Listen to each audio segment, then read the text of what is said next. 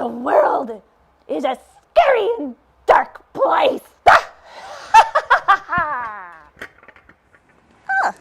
And the news you watch can be a stressful way to start your day. Ooh, salad. Now, I'm on the hunt to find a humble human who is here to make the world a better place. Instead of focusing on all the bad things in the world, why not focus on the good? You know, like the selfless, the volunteers, the heroes without capes.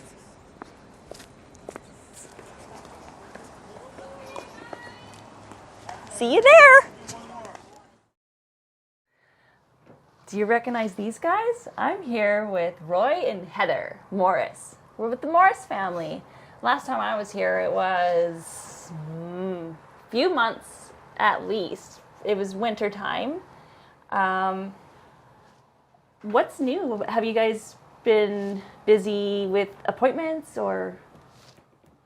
Always busy. Always, I know. Always. I knew the answer already. Yeah, Mr. James has been back to BC Children's to have his yearly checkup with our surgeon after his hip surgery. So they hadn't seen him since. So we did the x-rays and he showed them in true James fashion how well he can walk. I had him in his buggy and we were watching Pad and trying to, divert while we were waiting. And with his iPad and yeah. trying to keep him busy because waiting is terrible, to be honest.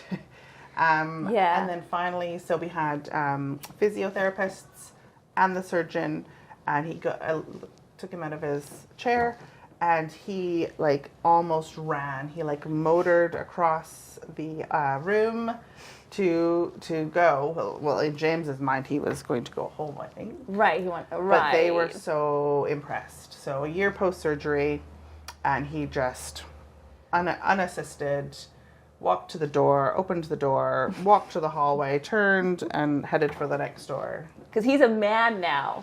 Yeah, and he's always looking for a way to leave. Leave Yeah. offices, leave Right. appointments that are unpleasant. Yeah. He has a great sense of direction. He does. Yeah. Yeah. That is true. So honestly, they were not everybody rebounds that well. And they had warned us that it's, a few steps back before you kind of regain your mobility Right. after, double hip surgery. But James is like his own physiotherapist because he so loves to move. Yeah. So he just, as soon as he could, he pushes. And yeah, they were really happy with his progress and his mobility. Good. And yeah, the x-rays showed when we went into surgery, his one hip that was really bad was up to I think 80% out. 80% out of the joint? Yeah. Or, okay. It had been floating from 25, 30, and we had just been progressing over the years. And on the most recent x-ray, it was one hip was 11 and one was 14.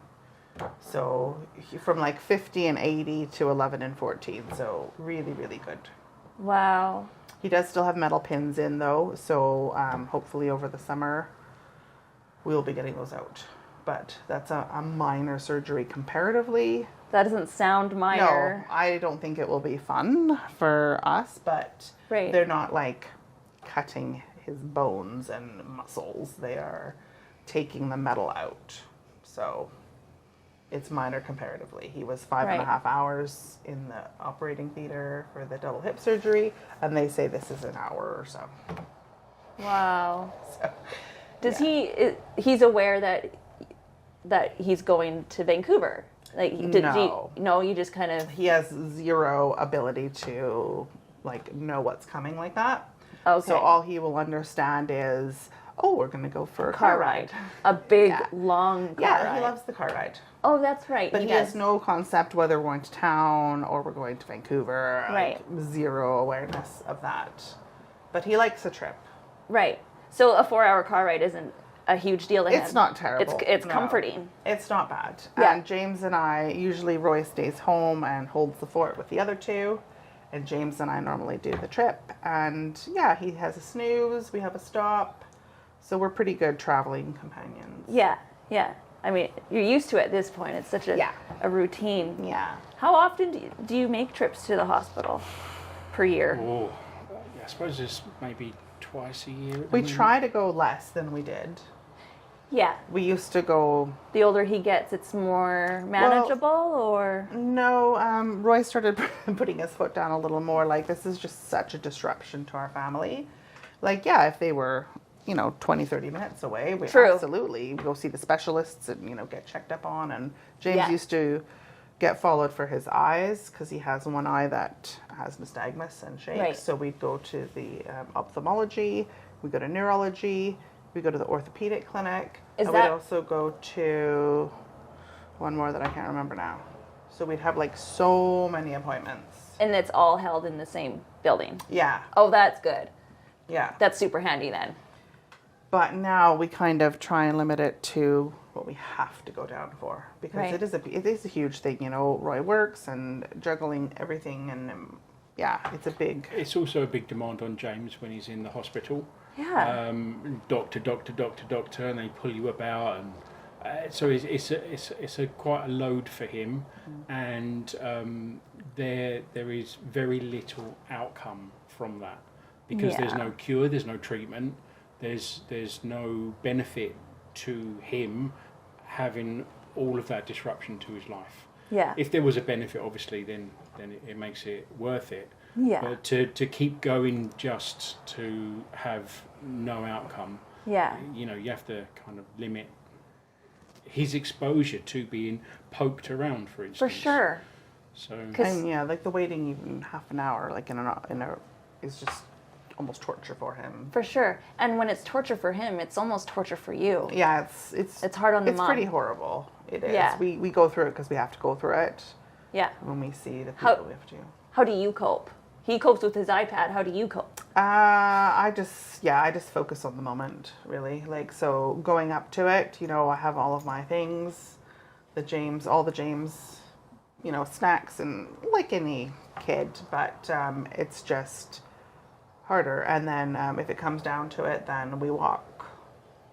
But he's so clever that I can't trick him as well as I used to. So I used to go down hallways and back, but we do. And all he's these like, Mom, loops. we've been here before. Yes. Now he knows, and he gets annoyed again. He's like, "We're not actually leaving." I think we have different strategies. Like you cope on a day-to-day basis, and that's how you deal with it. I kind of look long-term. Yes. And that's how I cope. Yeah. How so? How? What do you mean? So I look to the future for future treatments and potentially cures, and so that helps me deal with the day to day because I know that there is a better place that's coming, Right. And so you kind of hang in there, you don't lose hope. Yeah. So I find that's important for me. Yeah. And I don't think either one is more right than the other. Nope. It's just what a works personal for- yeah. way to cope. Yeah, exactly. Yeah.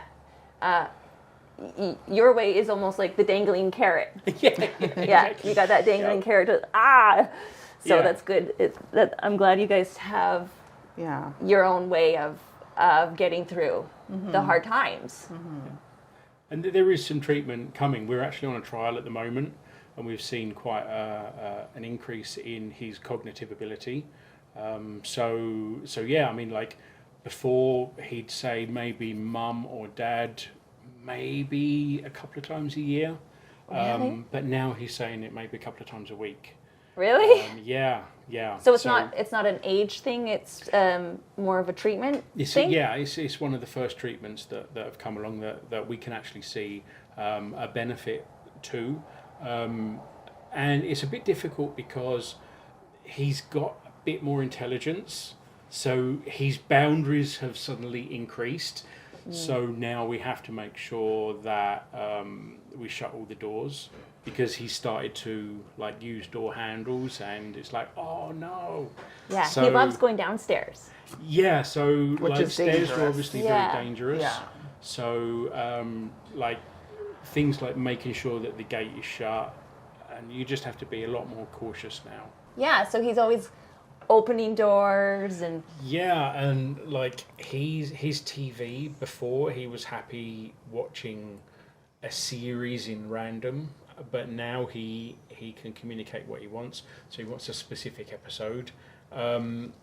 So he's in the in-between stage where he's become more intelligent, and he knows what he wants. He just can't get it yet.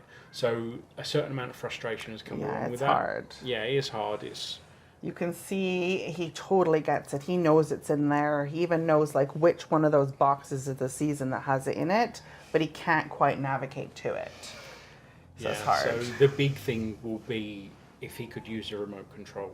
And that's coming, because then he can press a button and he can choose his fate, right, his destiny. Or like Yeah. Roy was saying, he'll be able to eventually push something on a pad and he'll learn how to swipe. And Yeah. so he will get there, but we're just in that uncomfortable. And like he shuts himself in his room now because he's like playing with doors. So He wants more privacy lately? No, it's an accident. Oh. He's just more curious and trying more things. So, So he likes to slam his own door? or he you just mean? plays Yeah, with it so- and then he shuts it and he's like, oh, now what do I know? I think before he didn't even realise there was a door there, but on this new trial, he actually looks around and concentrates, and I think he's thought, wow, it's a door, and it moves, and then he's closed the door, and then he has difficulty opening it, for instance. But like he plays with things that he wouldn't have played with before, so we can see that there's definitely a progression. there, Progression, which is yeah. great. It's really Yeah. exciting. Yeah, exactly. And that's kind of what I want to like learn more about, is just the small wins that you guys have noticed. And now that it's not winter time, you go outside. You had something about some stairs built. Is that am I right about Yeah. that? So we had like half steps built, so he can navigate them, and because he doesn't have depth perception, they're longer and they have a bright orange strip, so he can see where the step ends because he can't see the depth for the next step. So that helps him navigate down the stairs. Right. A lot of people could use those stairs. Right. So, but the difficult thing now is now he has access to the garden. You have to start safety proofing the garden, for instance, and this is one of the difficulties. Wherever he goes, it has to be a safe area, because if he is free to go there, obviously Yeah, can't he get in actually climbs up the, we have a small child slide. Yeah. And he never used to attempt that on his own. But Roy actually caught him out there almost at the top step all by himself. So again, wow, but also uh-oh. Scary. Yeah. Yeah. So there's like a last fine summer, we line. used to be able to have the door open and then he would navigate and he couldn't really get into too much trouble. But this summer is going to be a little more Yeah. challenging. Yeah. Or- Before he just walked past the slide and he wouldn't be interested. Yeah. Right. But now he's like, oh, that's bright Right. and colourful. Right. I'm And going to go and play. and he has fixations, right? Like he'll Big time. fixate on. Yeah. certain He likes to go in shows. the shed as well. It's like Oh, another really? fixation for years. I don't Really? know what it is about it. He goes in the garden shed. He looks around. He talks to himself. And then he comes out. But he asks to go in every time. He talks to himself. He does. He what like, does he say? He just makes his little sounds. Yeah. And he sort of like mutters a little in his own little language. And It's quite funny. We liken it to a security guard doing Yes. his rounds. because he goes and checks all Because the he doors. goes and checks, Yeah. so he goes and we open the door, we check in the shed, we come out, and when we shut the door, and then we come away again. And every time he goes in the garden, he has to repeat that. Yeah. Go check the shed out. See what's in Yeah. there today. Yeah. And in the winter, so when he's not in the cool. garden, he would go to the back door and he would shake the blinds and then come back, and we're just like he's checking the doors locked. Yeah. It was quite funny. I think if James could have more freedom, it would be a real benefit to his mental health. Like Yeah. he hates the shut doors and he would love to go all the places. Yeah. But there's a fine line between what we're able to cope with as a family for like keeping an eye on him and like cooking dinner and doing all the things, and the extra help we can try and find or afford Yeah. to give him more freedom. So Yeah. we're always trying to find that balance, but a lot of the times we realize that, James's limits and problems are like the same as any family. Like you wish you had more time to do more things, go more places, and For sure. you just have to juggle what you can. Yeah. It's tough when the kids have different wants and needs too. And that, Yeah. You know, yeah. And you have to, like Christmas time, you said was kind of a bit difficult because It is. James isn't really. Yeah, he has no awareness. He kind of likes the tree that comes out, and he's kind of like, oh, it's that time again.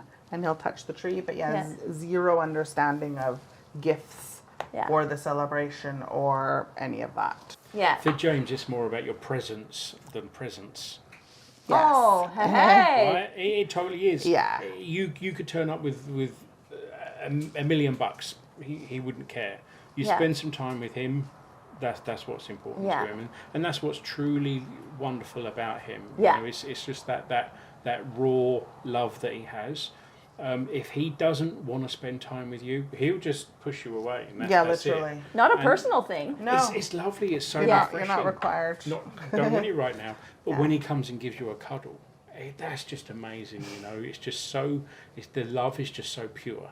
Right. And that's just a wonderful thing to witness. And that is the sweet spot, right? Yeah, It's like absolutely, really is. Yeah, that's what makes it all worth it all, right? Absolutely, yeah.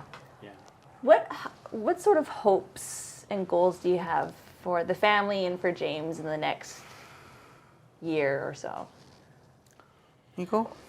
Oh, so in the next year, I one of my hopes would be that we could get away on a holiday.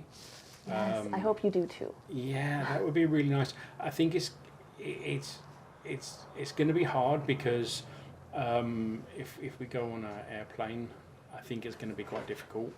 And generally speaking, like difficult as in managing other people.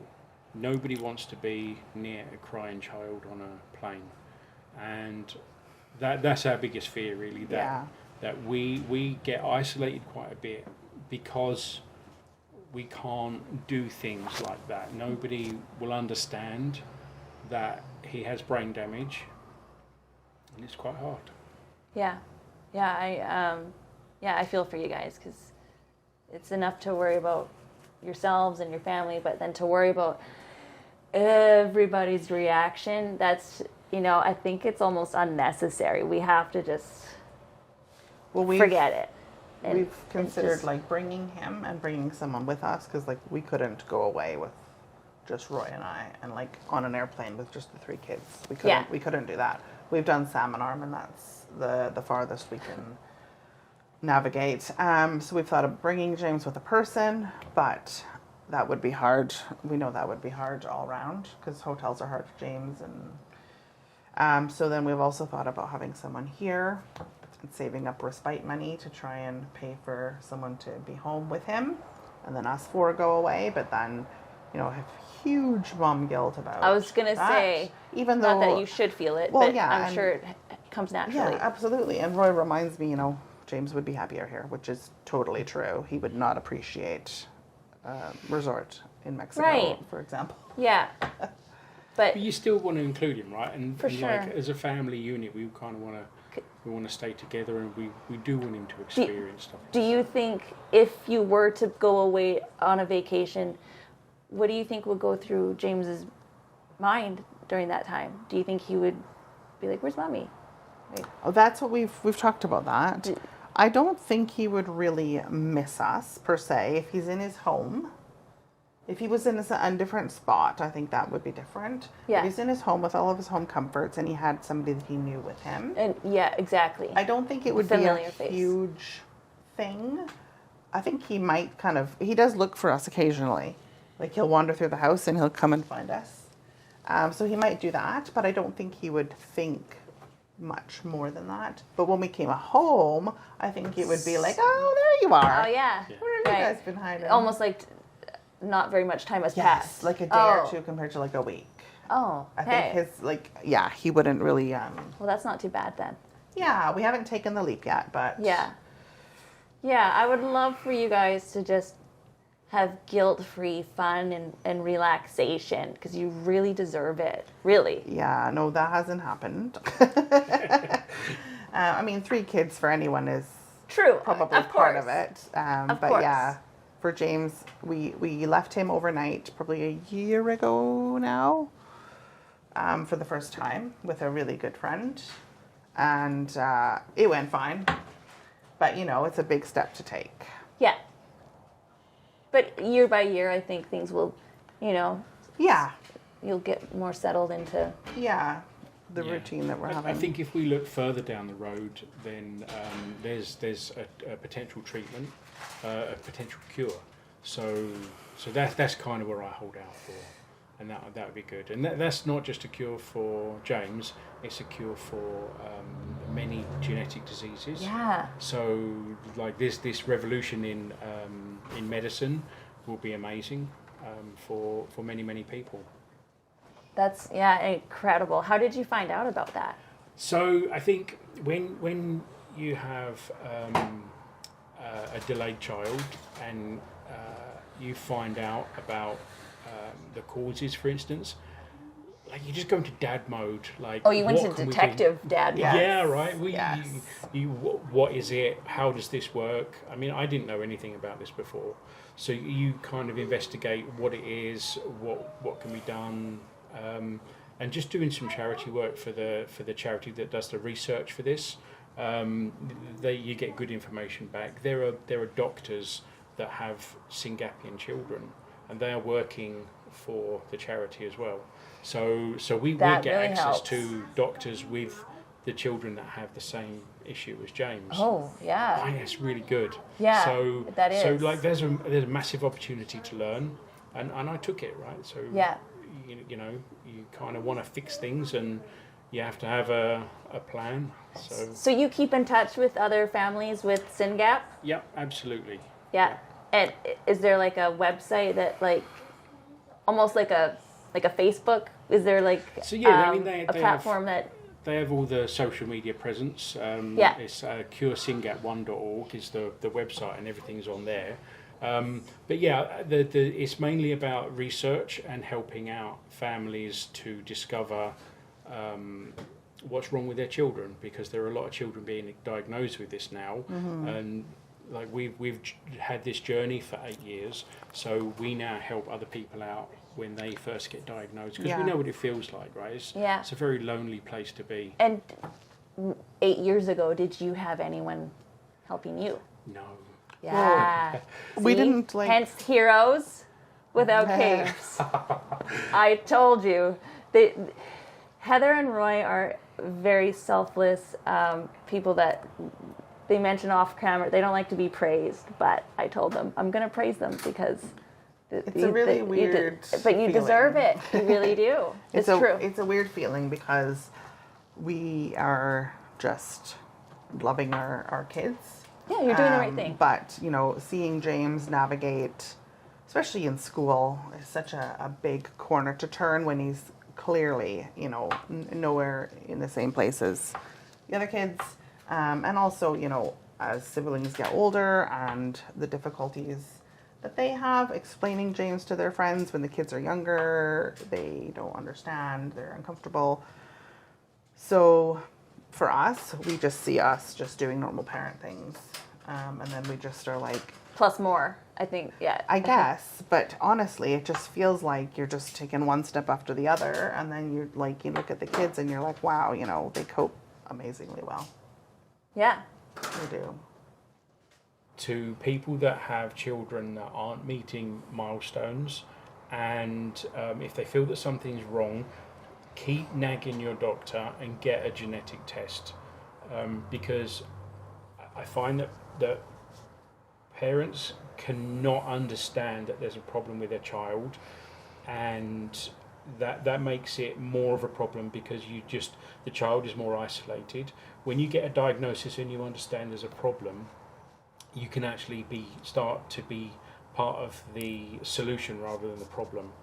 And honestly, getting a genetic test and connecting with other parents that have children that have the same symptoms, and you can start to understand and be part of a community is really good. For us, when we first got diagnosed, I think we were the only person in Western Canada. I think like it was Ontario was the nearest other child. It was that rare. That was 8 years ago. I think it was like... This was 4 years ago. Oh, sorry. Because we got a diagnosis when he was 4 years Yeah, I think there was like 600 or Oh. something, the number. In the world. Yeah, 600 in the world when we were diagnosed. old. Yeah. But now So- with more awareness, I'm sure there's... Yeah, so, and that's because of genetic Yes, testing. more people are getting tested. So, Yeah. as an example, one of the first people that in the world that we know of that has SYNGAP, I think she's 66 now, and they did quite a few horrific brain surgeries to try and fix her before obviously Over they the knew years. what was going on over the Because, years. older generation. Yeah. Yeah. Wow. Yeah. Um, Yeah. So really kind of embracing genetic testing and nagging your doctor to find out what the problem actually is, and then you can work on like a cure.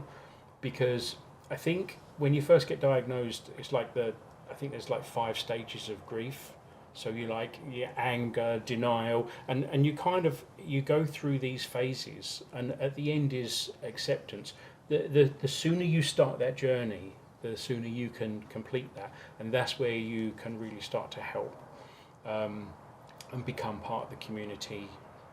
Right. Help And other even with like people. an older child, like Karen. Yeah, it doesn't matter Yeah. how old your child is. It suddenly all falls into place. Because you have Yeah. these adults too, they've grown into adults and they have these delays and these issues and they don't know why. And the answer is just so great for the family and for helping the person. And validating. yes. Yeah. So validating to just, I do think it's easier now. Yeah, I think right, so with too. 4 years down the road. I think so too. Genetic testing is not nowhere near as expensive. It's quite cheap now. I was going to ask if yeah. it's cost. It No, does. I don't know the actual figure. It was thousands for us when we were looking at doing it privately. Yeah, I mean it was multiple thousands. Yeah. But now I think it's a lot cheaper. I hope so. And looking back, like I would have just borrowed more money and funded that to get that answer sooner, because as soon as you do that, you start to understand and you begin the journey of actually like helping out your child and understanding what's going on. Well, yeah, and like, sometimes horrible things happen when they're trying to solve the problem. And like even for us with James, MRIs and CTs because they're thinking something is like in his brain, and we wouldn't have had to go through all that. So, so you're saying sometimes they do testing that Yeah, you isn't don't necessary. need, and it puts the kids through, a lot. Trauma. Yeah. Yeah, but especially like drugs. Some drugs are really helpful to this to SYNGAP. Yeah. Some drugs aren't. So now you can tap into. There's actually a database that we all upload our medical history to. I think it's called Citizen, and the doctors can look at everybody's share it, medical charts, and they can see what drugs they're on, if they were good, if they were bad, seizure levels. Perfect. And so it's just like a database of the children. Yeah. And straight away, as soon as you get your diagnosis, the doctor can then say, you need to be on this drug, or you need to not take that drug. So the suffering for people that come along after that is obviously reduced. And that makes you feel good as a person, right? Because you're not just helping your own child, you're helping everybody Yeah. else. Yeah. That's just the side amazing effect. thing. Yeah. Yeah. Yeah. Yeah, you guys are really like carving a path for other families that are gonna. Yeah. It's really, really hard to see your child suffer. I think that's the worst.